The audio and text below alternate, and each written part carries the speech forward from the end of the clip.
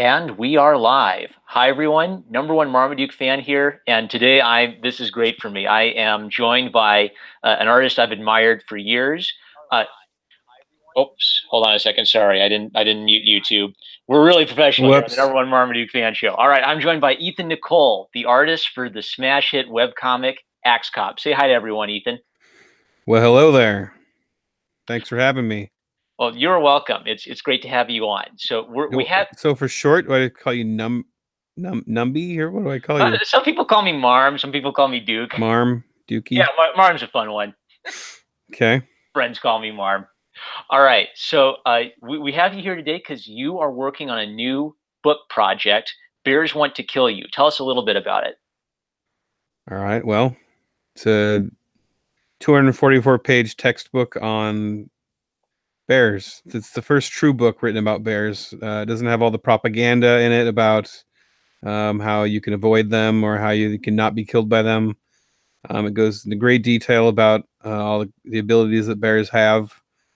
For instance, to be able to hear, or no, to be able to smell things, not just to smell blood or sweat or urine, but to also smell things like regret and bad thoughts. And bears also, I mean, I don't know. There's so many. I'm trying to like just pull them out of my butt right now as I talk to you, but it's basically I do a web comic called Bearmageddon, and I started creating these bear memes to kind of try to draw attention to the comic. And the memes kind of took Yeah. off on their own, Huh. and they made it like front page of Reddit a few times and the front page of Wow. Imgur a few times, and they just like they go crazy and they get shared like crazy. So I was like, well, I wanted to do a Kickstarter, and I wanted to try it on something that that I knew I could do. And I had all these memes done, and I knew I could do more. And so I did a Kickstarter for a book. And so I basically did a book version of all these jokes. And I created a website called bearmageddonnews.com. It's kind of like the Onion for bear Yeah. jokes. BNN. And yeah, BNN. And so a lot of content from there. You got pretty ridiculous. And now here I am. I got this book. And the main reason that I have coming on all the live streams and podcasts I can get on right now is because tomorrow is the last day that pre-orders will be open. And I have this awesome, because the Kickstarter funded at like 500%, I was able to keep upgrading my book. So it's like, it's a hardcover, dust jacket, slipcase, fold out page, foil stamp, really nice. But I'm only doing 500 of those special edition ones. Then all the rest are going to be Wow. paperbacks. So this is the time to jump on all the So little. yeah, and I, in fact, I need to look at the numbers because I think I'm getting close. But I'm the number, I don't know the exact number, but I know that I'm close on that 500. So to get your pre-order of that hardcover book, especially with the slipcase and everything, signed, blah blah blah, all good stuff. There's a link that I should share with you, actually. So is that linked through Kickstarter, or is that linked through Bear News Network? It's backer kit. All right, I can update the description for that once you get it. So Okay. This book is affiliated with Bearmageddon, and I've read the first few chapters Correct. of Bearmageddon, and it has a similar art style to what you bring to Axe Cop, but you are the writer on Bearmageddon. Correct. One of the impressions I got from it was you have an interesting tendency to like there's this comedic idea to it, like it's a bear Armageddon, but you also like took the time to kind of establish some of your characters in the opening chapters. I distinctly remember like the hippie girl chaining herself to the tree. So tell us a little bit about the Bearmageddon project. Bearmageddon is very much it is a comedy, but it's a horror comedy, and to have good horror, you can't just laugh through the whole thing. So you have to create some real drama. And so my real goal was to do, I'm a huge fan of like Edgar Wright, his movies like Shaun of the Dead. He's really good at creating a comedy, but there is still a sense of danger, and you really start to care about the characters, and there's real drama between them. And that's what I was going for with Bearmageddon. I really like that that style. And so Bearmageddon is about these slackers who really shouldn't be surviving this thing, but they end up teamed up with this guy named Dickinson Kildare, who's kind of like Davy Crockett meets Gary Busey, who's been living in the forest his whole life and doesn't know any other life but fighting bears. And so they end up with this guy, and he kind of becomes their protector, but also kind of their mentor of manliness. And these guys have been kind of these beta male dorks like I am through most of their life, and then now that bears are taking over the world, it's like you either need to like man up or die. And so Yeah. it's kind of it's really an examination, like Bearmageddon, when I get down to like the truth of why I wrote it, and when I kind of do my own like soul searching on why I wrote it. Besides the fact that I think bears are awesome and I love the visuals, like there's so many visuals I love in it. It's a stud. It's a search for manliness and a study of it, because I was raised by just my mom, Huh. and I was raised in Oregon, in rural Oregon. And you notice in Bearmageddon, there's kind of two worlds. There's the Dickinson Kildare world, where it's like outdoorsman and manliness, and then there's my main characters who are like, you know, eating kale and tying themselves to trees.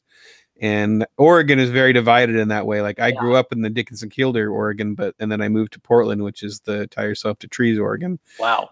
And so the search for what is a man and what is manliness, you know, and I think that there's nothing better than no better illustration to use to search for that answer to that question than fighting bears with your bare hands. Yeah. And, you know, something I'll say about your writing is, like, I picked up sort of the cultural commentary on it, but it's not lecturing cultural commentary. You're using kind of aspects of, you know, like the Portland, Oregon culture to add flavor to your world and introduce some of the themes. But it's not just like, oh, hey, here's a group of people I dislike, I'm going to make fun of them. Yeah, I don't want to. I think an interesting thing about it is because I wrote Bearmageddon, but I didn't write it thinking I was going to be preaching. I didn't realize that I was writing and searching about this stuff till I had already started writing it, and then I was like, "Oh, this is what I'm doing." And so it is more of which I think writing is better when it doesn't have a message to like preach, but it's exploring a thing, and it is important. I think it's important that you care about your characters, and I do. I have a lot of really good friends that are those Portland type people, and here in I live in, you know, close enough to Hollywood right now that I know a lot of people down here, and you know, I know a lot of people that I may not agree with politically or and all sorts of stuff, but I care deeply for them and I love them. Yeah. I love them just how they are. I love who they are, you know, and I think it has been fun on Bearmageddon to create a lot of characters who I would probably not really like if I met them on the street at first anyway, but like, or I would probably not become their friends immediately. I don't know. It's hard to explain, but I like writing them, and I have fallen in love with all the characters in that book. It's hard to imagine having to kill any of them. Yeah. Speaking of manliness and buckling down, by the way, you're fighting illness today, but I'm a little under the weather right now. Okay. Anyway, you're embodying the traits in the theme of your book. All right. So I first discovered your work through Axe Cop, and I distinctly remember in college when Axe Cop first went viral. Me and my friends, we used to love quoting it. We'd all talk about it as it was coming up. So I'd actually like you to set the stage a little bit before Axe Cop. So I noticed you had a YouTube channel and you had shared some flip books of your, you know, violent stick figure action plays. Tell us a little bit about your work as an artist and illustrator prior to Axe Cop coming into existence. Okay, how far back do I want to go here?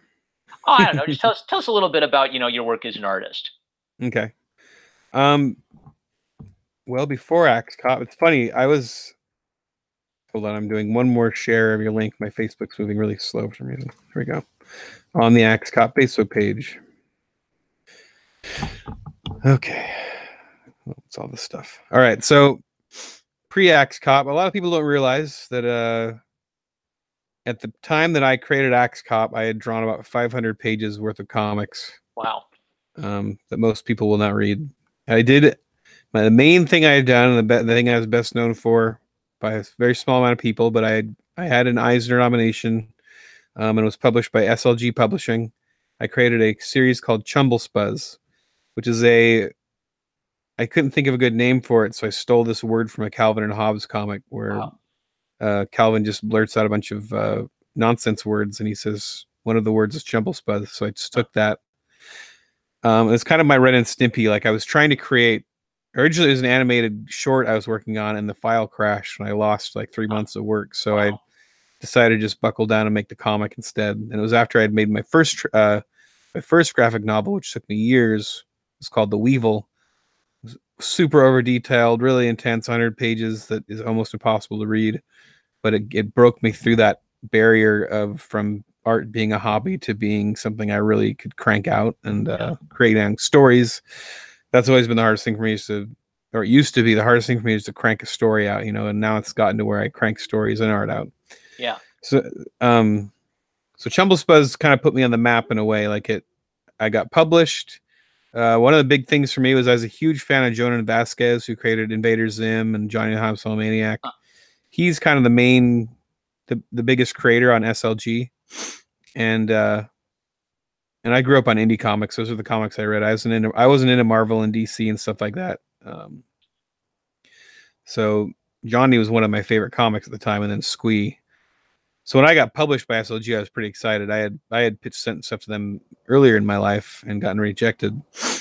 But one of my first San Diego Comic Cons, when I was with SLG, Jonan took 2 of my books, and the 2 books, it's a 2-volume, and I didn't even know he had taken them.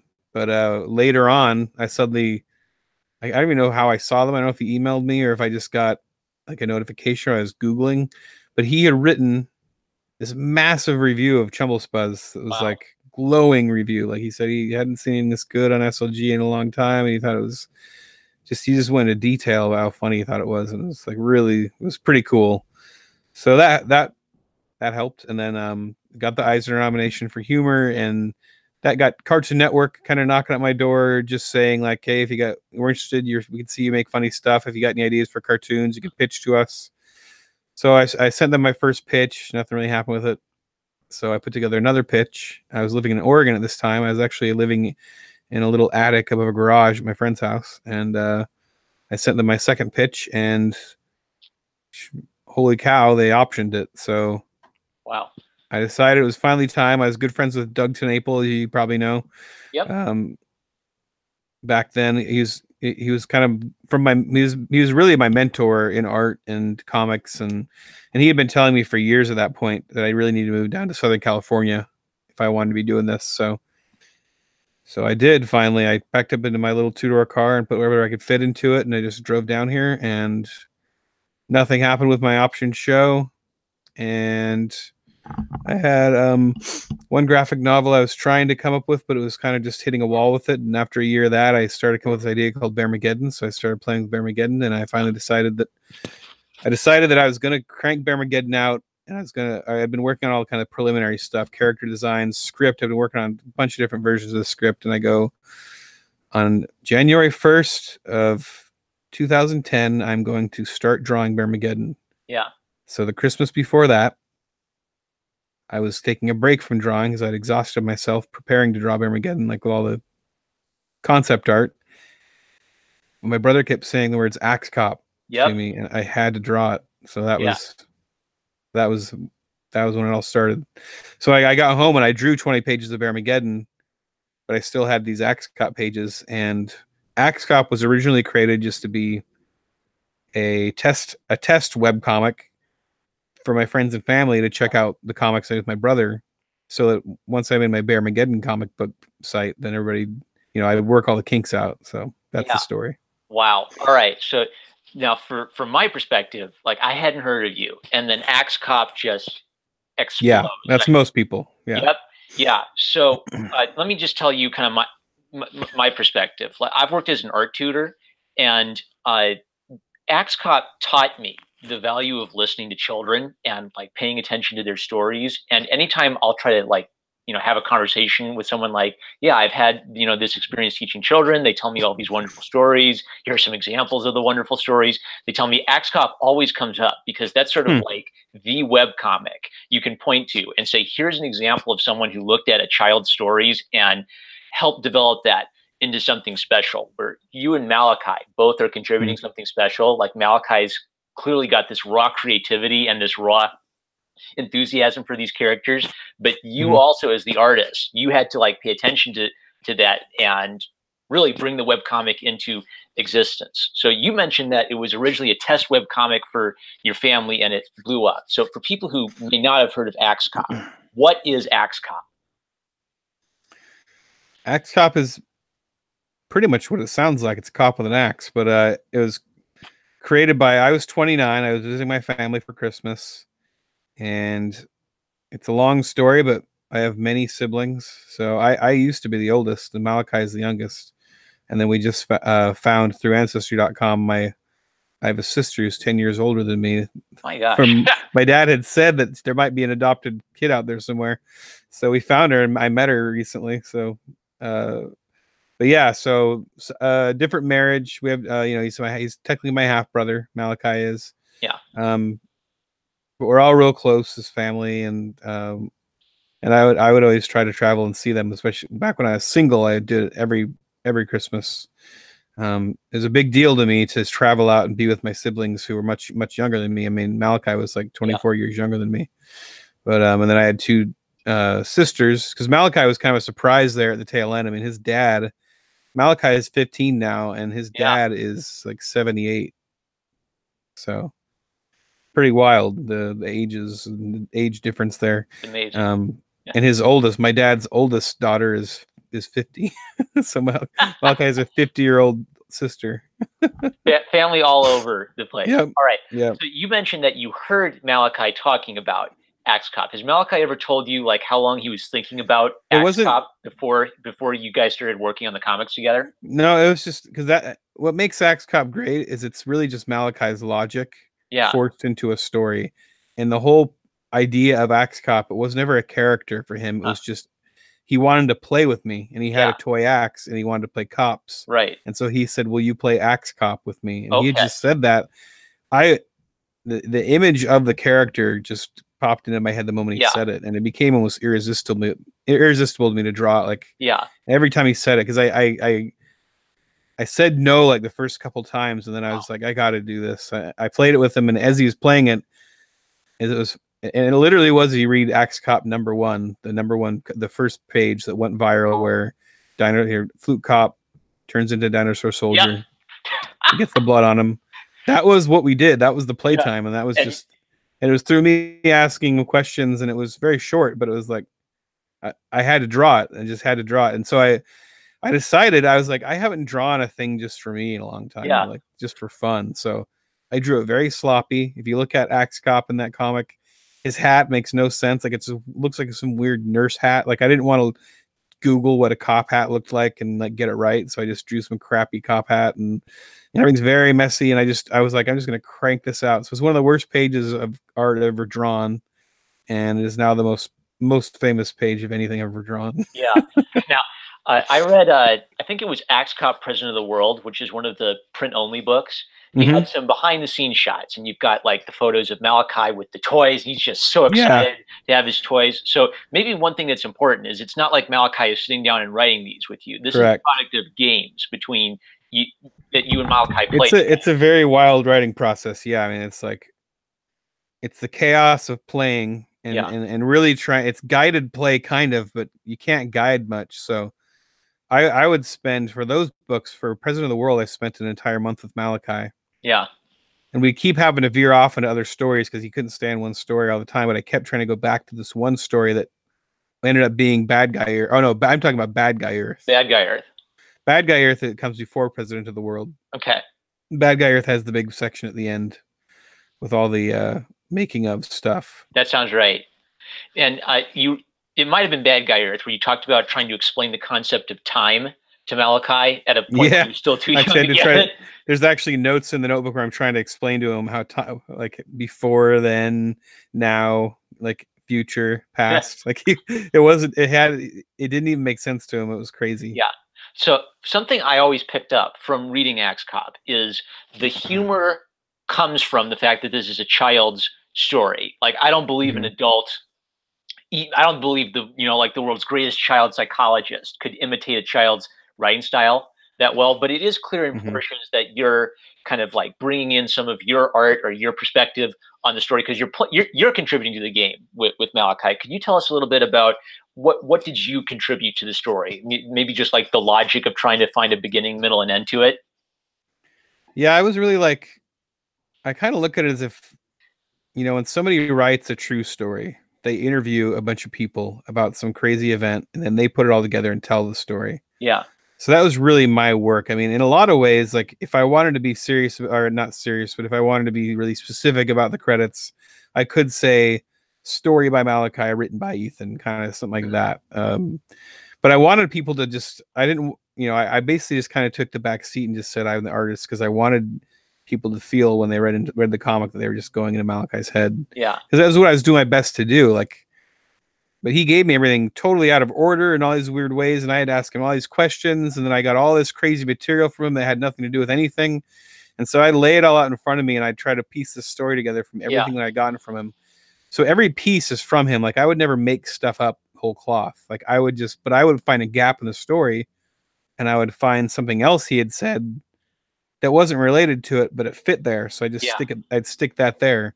So it was like a crazy serial killer's diary of like, me like cutting and pasting all these things together and out of his words and out of his ideas and making it into a story. Maybe the better way to put it is you're kind of like what a good editor is supposed to be. Like if a writer is creative. Yeah, I'm totally an editor. I'm an editor for Malachi, and Malachi is like the craziest writer. Yeah. But he's not he's just blurting the ideas out. So it's almost like I'm kind of like I'm doing dictating too, and then I'm editing and everything. Yeah. Now I remember an episode where you wrote it and Malachi drew it. As Malachi got older, did he become more involved in the writing process? No, he never showed a lot of interest in actually writing. He's really into his own stuff. It's interesting. I mean, he was really into video games. He still is, and I think that a lot of that contributes to his. If you look at a lot of the ideas in Axe Cop, they're very video game inspired. You know, he has bombs that only kill the good guys. That only happens in video games, like that kind of stuff. Eating certain things you eat give you certain powers. That's very video game. So I think he always had more of an interest in video games. He never read comics. He wasn't into comics. And he's never shown a lot of interest in writing that I know of. He might be. I don't know. Wow, it just knocks me down because I have so much genuine admiration for the stuff he's just creating. Like I have never read a comic as funny as Axe Cop. I've never seen a thing as funny as Axe Cop. You're above Monty Python in terms of laugh per minute ratio for me. My roommates would just think I'm nuts because I'm crying laughing reading it. So you say that like Malachi's a gamer. He's not necessarily been interested in writing. I'm just kind of curious, like what has Malachi's perspective on Axe Cop been as he's grown into a young adult? Really, does he just kind of think it's a cool thing from his childhood that he's outgrown? What's his perspective on it? Kind of, yeah. It's hard. I mean, I haven't talked to him about it directly in a while, but he gets that question all the time, and he never has a very good answer for it because it's all. I mean, he was so young when it started. I mean, he was 5. Yeah. And you're just accepting life as it comes at you at 5. You don't think anything's weird, and you don't really realize that that's a unique experience till you look back. Yeah. Which probably would have messed up the whole thing if he had known it was unique. So so I mean, I think like me, I mean, as a kid, my parents were homeless, or my dad went homeless, my parents divorced, and I would go live in his van with him. Yeah. Part of the time, and he was a homeless opera singer. He used to be, this is weird stuff.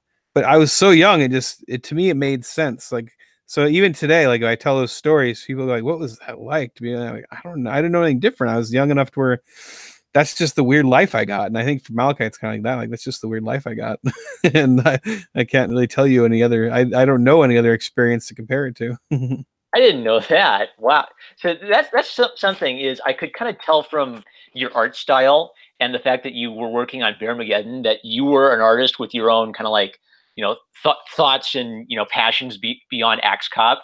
And boy, I never knew that about your background, but how much, so you mentioned the editorial process and how you try not to create anything in Mm-hmm. Axe Cop. Do you think that, I don't know, maybe your background in art informed how you approach the characters visually and the world visually? Yeah, I mean, I grew up on, like I said, independent comics. I think Evan Dorkin had a big impact on my art. I liked his art. I don't know if you're familiar with Milk and Cheese and Evan Dorkin's comics, but he has this style that looks like it's being newspaper style art, but it's kind of making fun of it. It's Yeah. almost satirical line art. It's really cleverly drawn and fun to look at. And that, I think that had a big impact on me. A lot of other comics did too, but so I think that had some impact on, because I didn't grow up drawing superheroes, and I actually don't like drawing superheroes. Huh. So but I did love the Tick. I also really loved the Tick. So Axe Cop was this fun thing where I got to kind of do something like the Tick, but it had even more sincerity, Yeah. and I remember distinctly thinking when I drew that first Axe Cop page that I wanted to try to imitate like a Dick Tracy style. Like I wanted to have like a 70s cop comic type Yeah. feel, which Sharp, I know Dick sharp Tracy. cartooniness, right? Yeah, like I had never drawn a square jaw like that until I drew X Cop. I was like, he's got to have one of those Bruce. Is it Bruce Timm? Like, did you like Yeah.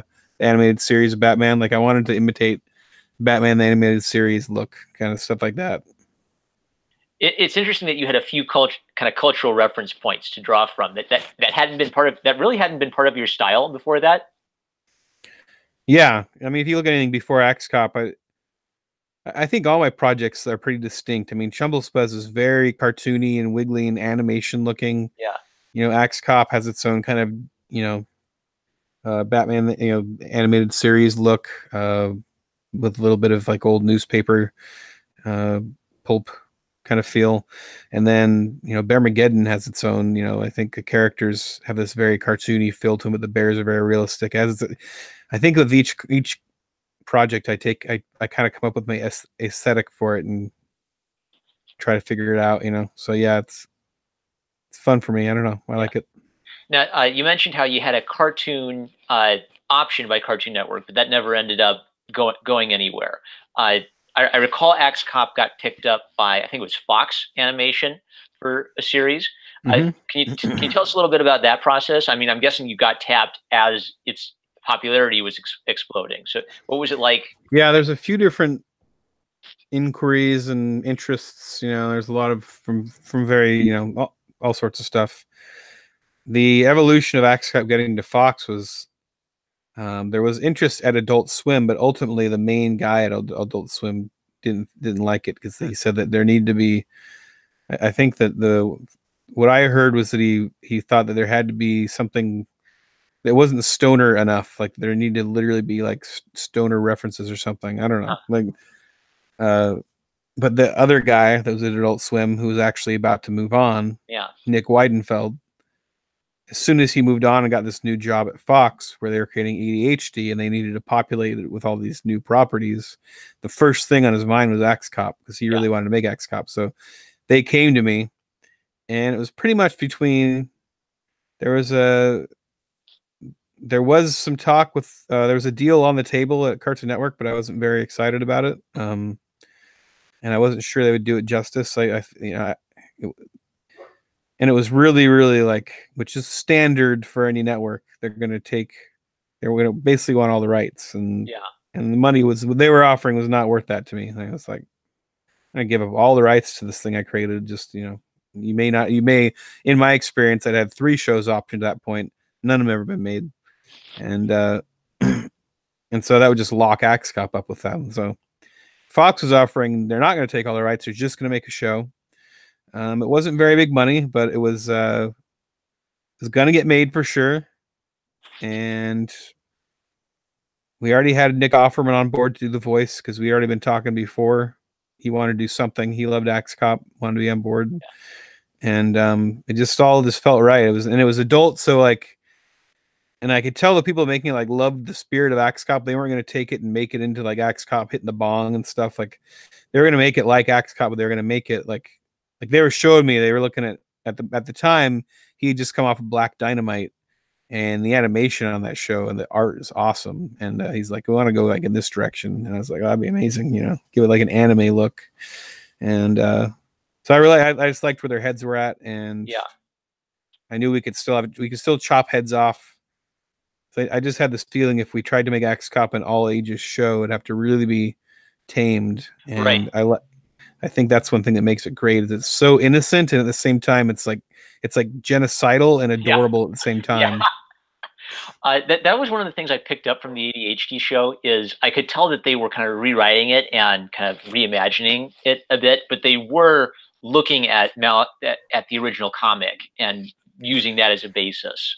Yeah, we literally had the comics all over the room, and we were digging through them. I was in the writers' room for most of the season, the 2 seasons that we did it. There's some episodes I wasn't around for where they just kind of cranked them out, but yeah. So there was some episodes where they tried to just write in the style, and I think they did pretty good on some of them. Like I really liked the one that was the most new, just completely new material that they just wrote. Kind of actually was there was one called 28 Days Before, and it's about Thanksgiving and Halloween. There's this turkey who's mad, named Turkey who's mad that Halloween gets all the attention and Thanksgiving, is kind of considered a lame holiday because there's no candy. And but they actually did, because they didn't know what to do with the finale of that one. I don't know if you saw that one, but so they got me to call Malachi, and we called him. We're like, what would happen? Like, how would Axe Cop defeat Turkey, who's trying to turn him into a Thanksgiving dinner and stuff? And so he came with this crazy story. This guy named Season Man who has like all these children, and he can dream, and whatever he dreams comes true, and like all this crazy stuff. And he just went off, and so they worked in what version of that they could into it, and the ending is so random. It's awesome. I love that. I love that the number of ideas Malachi comes up with can't be contained in the show. No, yeah, no way, nope. Boy. All right, now you're recently a father, and you took a hiatus from webcomics for a bit. Now, are you going to be returning to Bearmageddon and Axe Cop in the future? I'm actually on a hiatus from Bearmageddon because of, well, 2 things. I've had an issue with my neck from bad posture while drawing. I've had a pinched nerve and bulging disc thing going on. So, yeah. But I'm also drawing a comic right now for pay, and I really need to do that the most. So I can only last so long when I'm drawing, and it starts to really hurt. So I'm basically doing the paid comic. I've also been very focused on Bears Want to Kill You, finishing that. It's like I said, it's 244 pages. I just got it sent off to printers like about a week ago. So I'm about to finish this project. Actually, you can. It's called Appalachian Apocalypse. I'm just drawing it, but it's still a lot of fun. It's a zombie story written by Billy Tucci, who's mostly known as an amazing artist. But he wrote this and I drew it. It's coming out through Cave Publishing. So you guys can check that out. You can Google that. And yeah, Bearmageddon has gone through numerous hiatuses, but I totally intend to finish it. I do intend to get back on it. I hope soon. And Axe Cop, I'm not sure. I think me and Malachi have talked about revisiting it from time to time. Yeah. In fact, we do have. I should try to do that this year. We had it might have been 2 years ago. We wrote a new Christmas episode, and I really liked it. How old was Malachi when working on this one? I think he was like 13. Uh-huh. The most recent thing we've done is I don't know if you've heard of Perry Grip. He's the lead singer of a band called Nerf Herder, and he did all these internet songs like Chimpanzee Riding on a Segway and It's Raining Tacos and stuff. He's a kind of a YouTube star, but he makes these great catchy punk rock pop songs. Yeah. That are about dumb internet stuff. But so we teamed up with him and made a musical comic called The Songster. Did you ever happen to see that? I haven't yet. No. Okay, so that's on the website. And it incorporates music into it. So like whenever you get to a song in the comic, if you right below the comic, you just hit play and you can hear the song play. Oh wow. But it's about a character named the Songster who goes to a pawn shop and buys this possessed PA system, so that whenever he sings into it, comes true. Uh-huh. And he is this bitter, angry celebrity, and so Axe Cop starts his own band to fight the songster, and so there's this whole back and forth, but it's pretty funny, and there's a lot of great, especially some of the songs are. I played banjo in one of the songs, so if you listen to there's a song called "Carnivorous Sheep," and I played the banjo on that one. Yeah. In addition to the regular webcomic, you would have these okay, I can't pronounce it. Axe Cop episodes. Yes. Would kind of be bonus content, maybe like hidden scenes that you didn't know. And I got the feeling that was kind of like the stuff that was on the cutting room floor, that there was just no way to fit that into the regular story. Are there any like little? Sometimes. Are there any like little Usually, leftover scenes that haven't made it into the webcomic yet? Yeah, there's also stuff on the website where I've done every once in a while. I'll do I can't remember what I was calling it. It was like there's little partial stories that I really wanted to get out there, so I was kind of just telling them with some art, and I never finished doing them. But there's some of them are on the website. There's one about where Wexter meets his dad, and there's this whole story about Wexter and his dad, and he realizes his dad didn't finish school, so like they go back through T-Rex school together.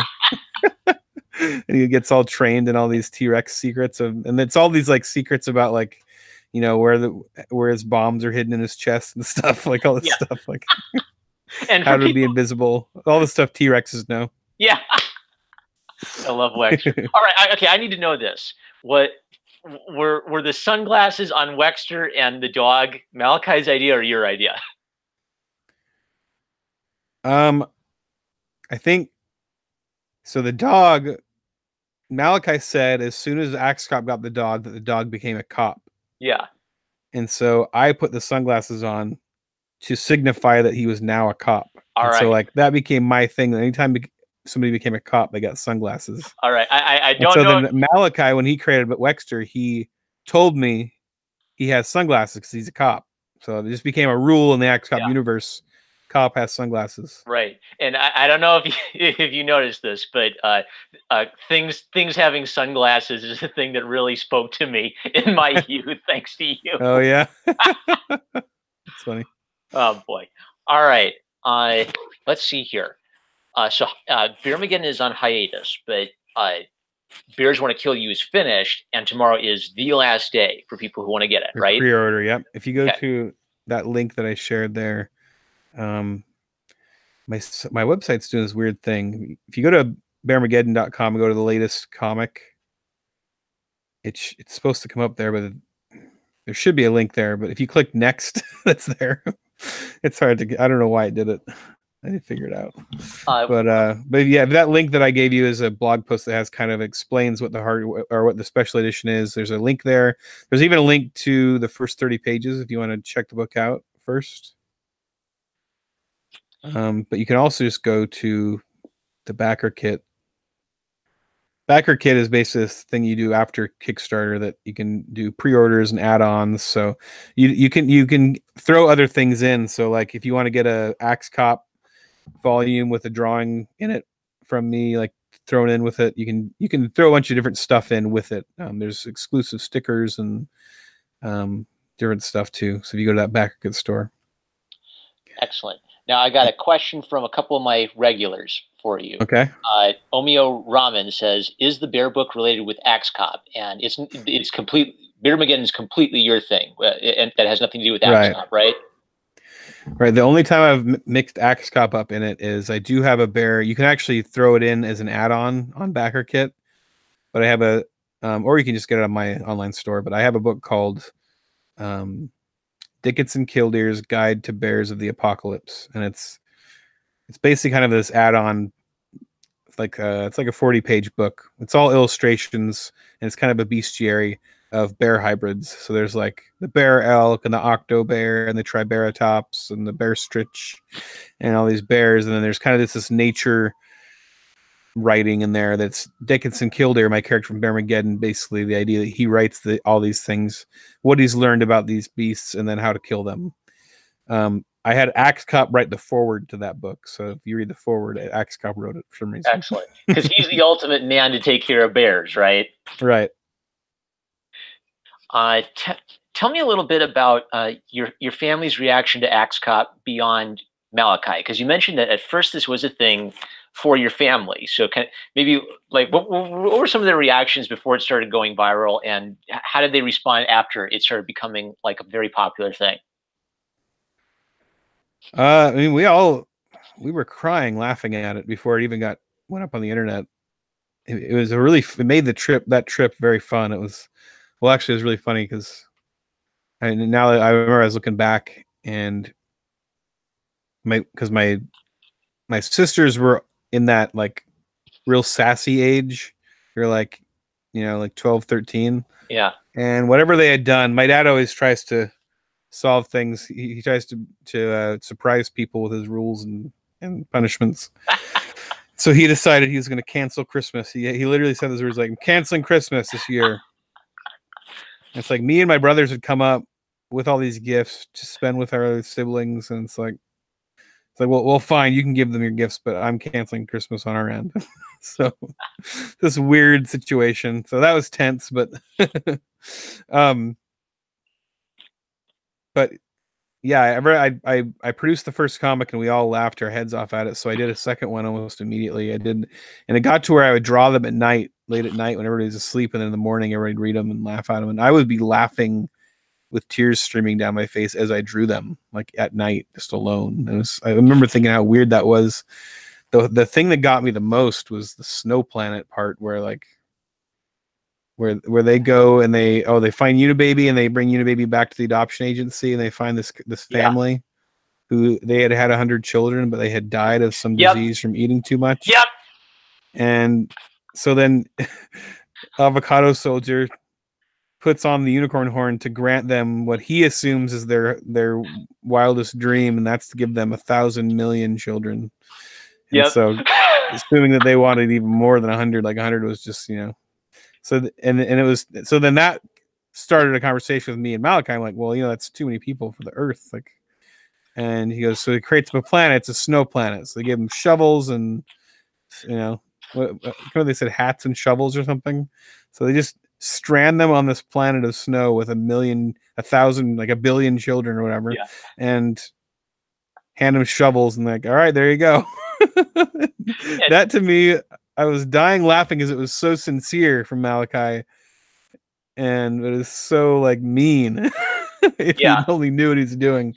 But oh man, I was doing that like there's like ugly crying. Well, it was like ugly laughing. Like I was doing this laugh where like I was like squeaking. Like, can I just say, for people who don't know Axe Cop yet, I remember every detail of what you just described, and it all works in the context of the story because of Malachi's sincerity. So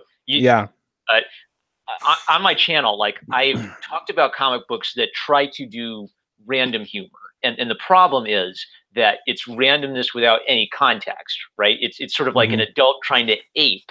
I think they're trying to ape like the Adam West Batman TV series, and they don't get like what makes something like that work is that the Adam West Batman is actually really cool if you're 6, and then becomes funny when you're an adult. And the thing that makes Axe Cop work is Malachi's sincerity. Malachi like completely was just like creating these characters out of his head, and you listen to that and you brought that in. So that's not just you like saying, oh, I'm going to come up with a bunch of silly random ideas. That's you together having random ideas, but they're random ideas in the universe of this sort of childlike. I always like to say there's a difference between something being childlike and childish, and I think people who are childish are just pretending to be children, and they think, oh, well, being like a child means I pretend I'm stupid or something. No, children are very, very smart, much more smart than we give them credit for, and that's what makes Malachi's world work. It's just this raw dinosaurs with machine gun arms. That's just great stuff, Yeah. And we were talking about Ask Axe Cop. That really was like I thought it'd be hilarious to do something like Strong Bad Email, but with Axe Cop, people just send in questions, and so that's what it was mostly. Everyone I did when I sometimes there would be bonus material, and I'd go, I love this thing Malachi said, but it won't fit into the comic, so I'd create a question and attribute it to Anonymous or to a friend of mine or something, and then use it. But a majority of those are just our literal emails we got sent in. And you would just like read the email to Malachi and get his feedback on it? Yep. Wow. And it'd be kind of like machine gun. Like, there'd be some questions where he'd give me like pages of an answer, just to get him going. And then there'd be other ones where it was really short answer. So I got tons of answers, and then I used all the best ones in comics. Yeah. But I have a ton of material. That's one thing. I have a Patreon. I've shared that document with my Patreon supporters. I have a whole bunch of bonus content on there. I'm gonna go join that because Axe Cop was so meaningful to me. I think I get a lot out of that. So I told you that I worked as a child tutor, and sort of like Axe Cop was in the back of my mind that this is an important thing to do if you're working with children, is pay attention to what they're saying. What have you gleaned from your time working on Axe Cop that you think would be important, maybe for artists and writers, and maybe for families with young children in the family? Well, those are all the very different kinds of people. Well, they can be. I think as a creator, I think something about Malachi at that age creating Axe Cop is he just enjoyed playing people. That's all it was. Like one of the illustrations of this is like, I remember we were at a convention. I think we were at San Diego Comic-Con maybe, and I keep my distance. I tend to just keep my distance from fans that are even ones that are a little over eager. Like I'll talk to them, but it's always that like fan creator relationship. And if they start suggesting ideas to me for my comic, it's kind of like, okay, let me make my comic. Yeah. Someone comes up and starts to suggest ideas to Malachi, he gets in on it. He's excited, and he'll just come up with stuff with them. He'll just be there going back and forth and crazy, and he's having just as much fun. And I remember looking at that and going, just like, I wish I could just be like that, just be that loose, like just engage people and just be okay with it. Like that's fine if they come with ideas too. And like the whole idea is just to have fun. And so I think that like being able to just have fun and not be precious about it being yours or coming from you. Yeah. But yeah, just not being precious about it. He was never precious about any of his ideas. And I think that's big. Because that is really when you get into professional writing, it's really important not to be precious about your ideas. But it's big for collaboration, but it's just healthy. The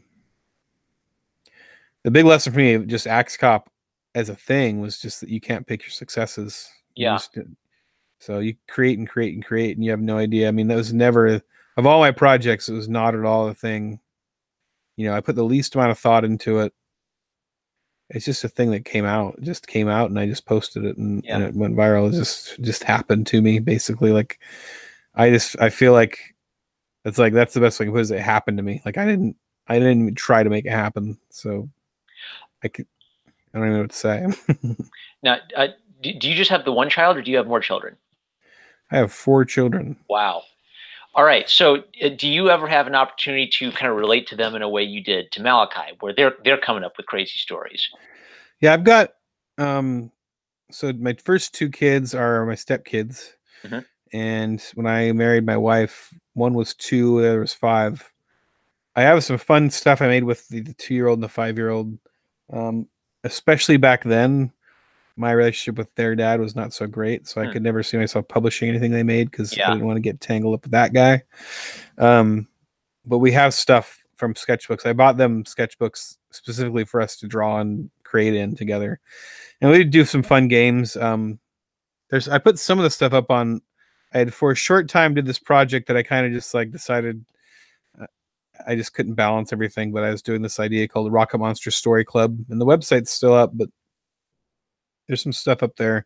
It's about creating with kids, and I put some of that stuff up on that site and some of the blog posts, but there's some fun stuff up there. But yeah, so my other kids, my biological kids. My daughter's almost 4. She's just starting to really be able to talk, that whole conversation. There was a period of time there where I was recording her stories at night before bed. She would tell me a bedtime story, and there would be this hilarious story about Barbie and her friends. Right. And I started thinking about doing. I might be able to come with like a female version of Axe Cop here. Yeah. And but she started telling me the exact same story over and over again. Huh. So, but I do think she has a wild imagination. Like I listen to her play in the back room, and hilarious.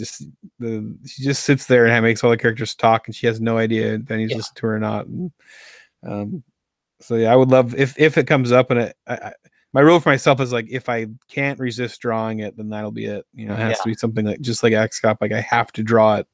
It can't be forced. So right. I'm waiting for the right one. There's been a couple stories she said that were really funny, but it wasn't irresistible. You know, so right. And 4 is different from 5. Like when I would work as a tutor with 4-year-olds, they change rapidly. Right. Yeah, and that's what Malachi was rapidly changing. As I made XCOP, every time we wrote, he was a new kid. You know, even they're changing so fast. They're learning so much. Their perception of things is changing. So yeah, 4 to 5 is a huge difference. And he was at the tail end of 5 when he started XCOP. He's really, because his birthday's in March and XCOP was in December. So yeah.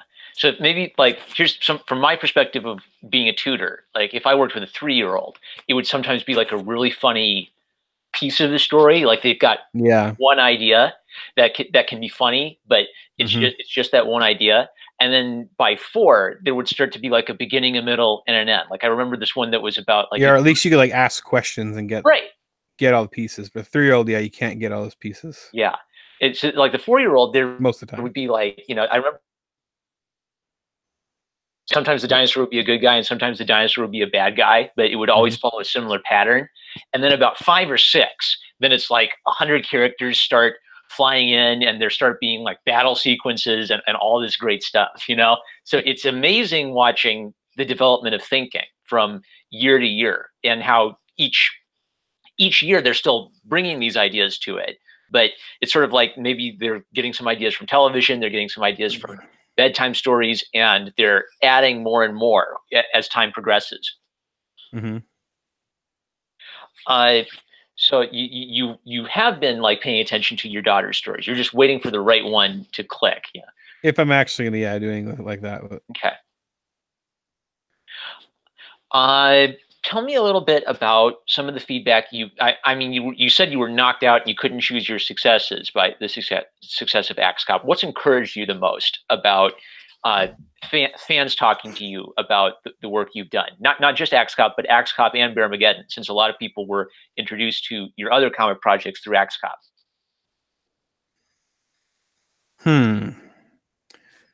I think one effect that XCOP had on me was before XCOP, I think I really thought I wanted to make, I had no interest in making stuff for kids. I wanted to make violent humor jokes, Shaun of the Dead, Bearmageddon, that genre. And not that I don't like that genre now, but I fell in love with, when I would be at conventions and a father and son would come to me and they'd talk about how the two of them would read XCOP together and both love it completely for 2 different reasons. Wow. Because the kid gets it. He tracked with Malachi, and then the dad's nostalgic for when he was a kid and that logic and it was different than when a guy would come up and he had it all like, in shrink wrap, and you could tell he lived in his basement and he was, just a comic collector geek guy, like, which is nice for him. But I also sometimes feel like I'm like contributing to a bad addiction or something. But like when it's a father and son and they're coming up and they're bonding over it, like that's really awesome to create something like that. And so that I got kind of hooked on that, like hoping I could keep making stuff like that. Yeah. And I do have a project coming out I've been kind of a designated bedtime storyteller since I met my wife, and I read lots of books to the kids. I really like reading fairy tales, and so I kind of wrote a book that I just felt like would be an amazing bedtime story, an epic bedtime story. And it's about a boy who gets turned into a possum by a witch, and it's called Ollie Possum, and it's going to be coming out next year. It's got like hundreds of illustrations in it. It's very heavily illustrated, but it's a full novel, like rolled doll style. Very whimsical, fun, scary but funny journey story. So I'm pretty excited about it. It's my favorite thing I made so far. But Can we have you back on when you're getting ready for that to come out? yeah, Fantastic. All right. So is it a comic or is it a book with illustrations? it's a book of illustrations. It's a novel, like a mid-grade novel. Wow. But it has like I think around it's between 100 and 200 illustrations. I can't Yeah. remember. It's I drew close to 300 illustrations, but then I kept changing the story and throwing them out. I've Yeah. rewritten it so many times.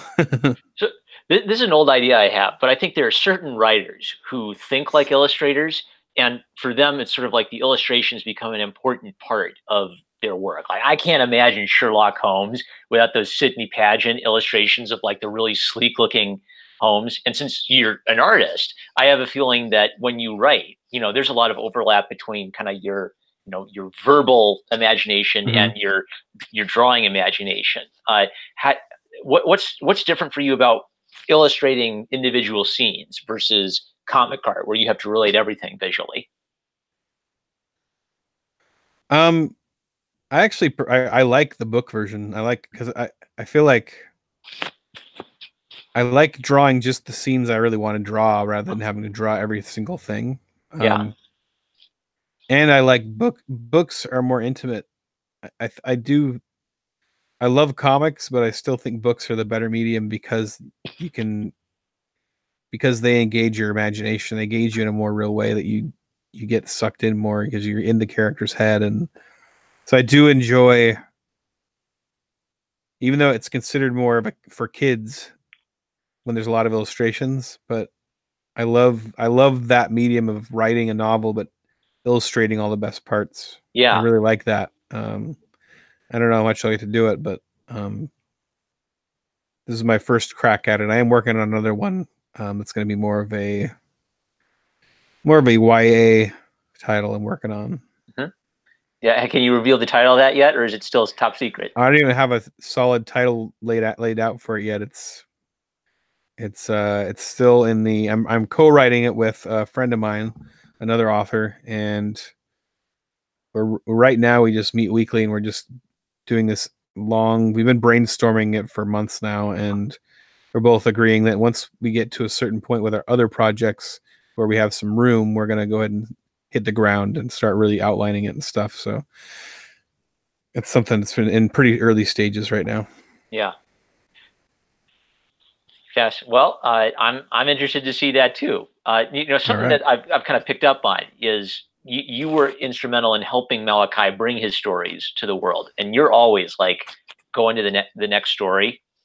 And I think that's something maybe like noteworthy. That earlier I was asking like, what can writers and artists learn from you? And maybe one thing is just kind of like paying attention to creative opportunities like you have. Mm-hmm. Like if you had just been like, I don't know, a little bit more impatient with your brother and like ignored that opportunity to make a fun little story just for your Mm-hmm. family, your career would be very different right now. And just the fact that you're always like like you're working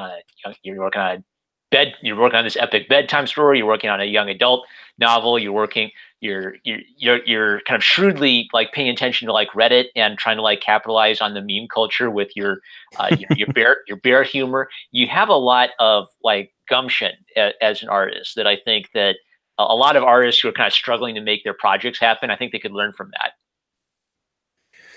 I've never been given the word gumption, but I appreciate it. I think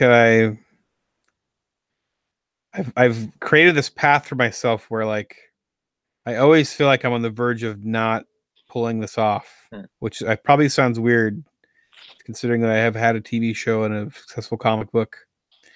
But to make a living drawing the things that you want to draw and making your projects, it's very, very challenging, and you have to be like the kind of person that's just you have to have a little bit of insanity, I think. Yeah, And I think you have to, even if you don't feel it, you got to believe in it. You got to believe in what you're making, and just make everything you can. I think that's me. As I always have a stack of a billion ideas that I want to get to next. And I'm always trying to get as many things out as I can at a time, but I want to make them good. I'm always trying to support my family too. mhm. And that's the struggle. Like I'm trying to support my family, and I'm trying to like always be making original stuff too, even if it's not making me money. But like, so that's the balance. And yeah, I don't know. I don't have the answer, but I don't even know why I am the way I am, but I just am. I've always drawn and I've always created a lot. Like it's how I am. Oh, excuse me. So, in addition to the Kickstarter for Bears Want to Kill You, what are some other ways that people can support your art, your writing, Malachi's work? They could obviously buy, the paperback editions for some of the Axe Cop books. What are some other projects that you'd love to see people giving you some support on? If you dig my work, my Patreon is, I do my best to. I post almost everything that I do there. There's a lot of stuff I do that I can't post publicly, but I'll just post it on there. Like I recently did a character design test for a TV show.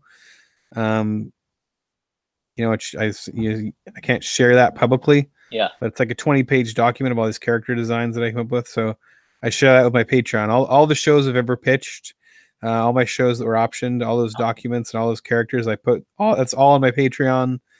If you're ever curious about what it's like to write, I write for Teen Titans Go a few times. I did like a whole thing on there about what that's like. I also do commentaries. So like I think I have all the Axe Cop episodes done now, but I did my own. You can watch the episode with me doing commentary over it. And I've also got a certain number of chapters of Bearmageddon on there too, where I actually I go over the comic and commentary the comic. So and then there's interaction stuff, and just whenever I come up with something, it can be pretty random. But there's all sorts of stuff in there at this point, and pretty much if you go in at the $5 a month deal, will get you most stuff on there. You can get the Axe Cop video game demos. They're going up. There's a guy's making an RPG Axe Cop game. Yeah. It's in the style of the old 8-bit NES games. Huh. Every time there's a new demo for that, we throw that up on there Yeah. So there's all sorts of stuff on there. So yeah, Patreon's cool. I'll do a Let's Play on that when that one's getting ready to go. All right. I did one of my. I've tried a couple Let's Plays on this channel. I never took off, and then I did one, and suddenly I've got like more views than I don't know what to do with. So I'm definitely interested in the Axe Cop video game because this is my first time hearing about it. Yeah, it's pretty great. It's very reminiscent of the old Nintendo RPGs, but it's very detailed. Like these guys read the comic in detail, and there's all these little. It's very intricate, and it's not going to be done until like 2020, which will be like this is the 10-year anniversary of Axe Cop. Okay. Put me in touch. Put me in touch with these game developers because I want to shill that. This sounds like gold. Yeah, it's Red Triangle Games. If you look them up, they're very eager to share and talk about it. So I'll reach out to them. Excellent. Well, okay, you poor dude, you've been sick. And, yeah, I should get going. It's been like an hour. Do you want to leave us with anything about your work that you'd like us to know? Well, the main thing right now is Bears Want to Kill You. I mean, the main reason I'm not just plugging it just because this is my first book that's completely self-published. So, beyond just creating it, like I do have the money. I'm definitely going to print it. It's like at the printers, and I've made my first payment on it, and I have the money in the bank saved from the Kickstarter.